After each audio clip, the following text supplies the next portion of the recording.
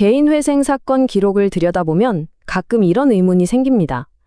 왜 내가 가진 재산보다 더 많은 돈을 갚아야 하는 걸까? 오늘 실제 법원 사건 기록을 통해 이 질문의 답을 찾아보겠습니다.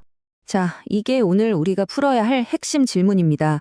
채무자가 가진 모든 재산을 다 팔아도 나오는 돈보다 왜 거의 1,000만 원이나 더 많은 금액을 갚으라고 법원이 결정했을까요?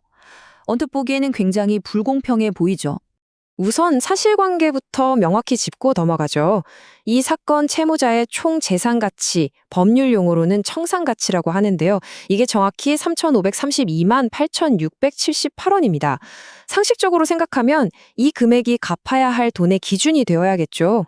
그런데 법원이 최종적으로 인가한 총 변제 예정액은 4,500만 24원입니다. 재산 가치와 변제액 사이에 약 1,000만 원의 차이가 발생합니다.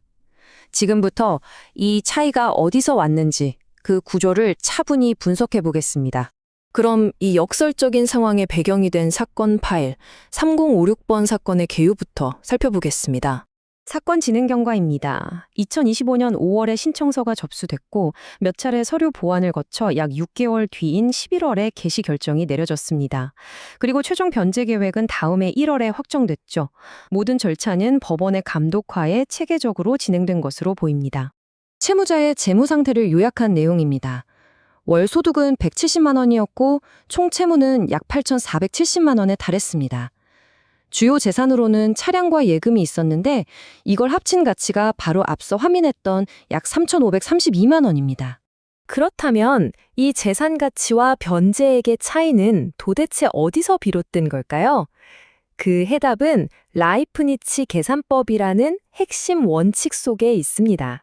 이 라이프니치 계산법이라는 건 간단히 말해 미래에 나누어서 갚을 돈의 가치를 현재 시점으로 환산하는 방법입니다. 즉, 미래 돈의 가치를 현재 가치로 할인해서 계산하는 거죠.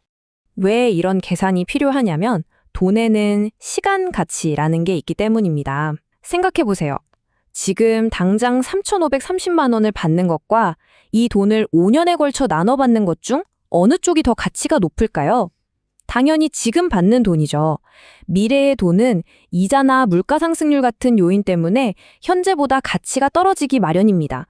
그래서 법에서는 청산가치 보장의 원칙이라는 것을 아주 중요하게 다룹니다. 채권자들이 개인회생 절차를 통해 돌려받는 돈의 현재 가치가 채무자의 재산을 지금 당장 처분했을 때의 가치, 즉 청산가치보다는 최소한 많아야 한다는 겁니다. 채권자를 보호하기 위한 최소한의 장치인 셈이죠. 자, 이 원칙이 실제 사건에 적용되면서 채무자는 어떤 결과를 맞이하게 됐을까요? 그 과정은 결코 간단하지 않았습니다. 이게 바로 법원에 제출된 변제 계획안의 산정 내역입니다. 월소득 170만 원에서 생계비를 95만 원으로 책정해서 매달 75만 원을 변제금으로 내도록 계획을 세웠습니다. 그리고 이 돈을 60개월, 즉 5년 동안 갚아서 총 4,500만 원을 만드는 거죠. 바로 이 기간이 중요합니다.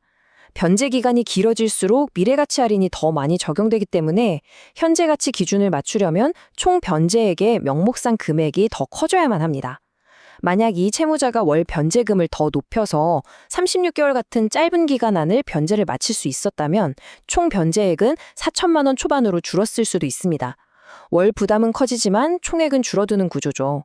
하지만 이 사건의 경우 소득 수준을 고려했을 때 월 75만 원이 한계였고 결국 60개월이라는 긴 기간을 선택하면서 총 변제액이 더 높아진 겁니다.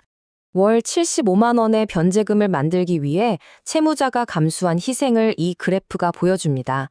당시 법정 최저 생계비가 약 143만 원이었는데 이보다 훨씬 적은 95만 원으로 생계를 유지해야 했습니다. 이것은 중위소득의 40% 수준에 불과한 금액으로 앞서 말한 청산가치 보장 원칙을 지키기 위한 불가피한 선택이었습니다. 결론적으로 이렇습니다. 재산의 현재 가치인 3,530만 원을 보장해주기 위해 60개월이라는 미래에 걸쳐 납부할 돈의 총액은 4,500만 원으로 책정될 수밖에 없었던 겁니다. 이것이 바로 가진 재산보다 더 많이 갚게 된 이 역설의 해답입니다.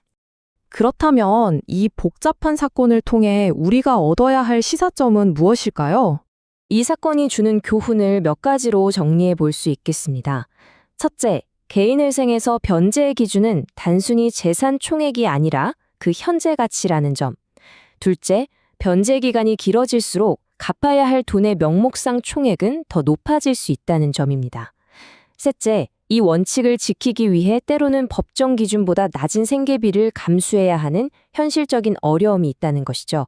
하지만 이 모든 과정 끝에 최종적으로 이 변제 계획은 인가되었고 채무자는 모든 이자와 원금의 47%를 탕감받아 새로운 시작의 기회를 얻게 됐습니다.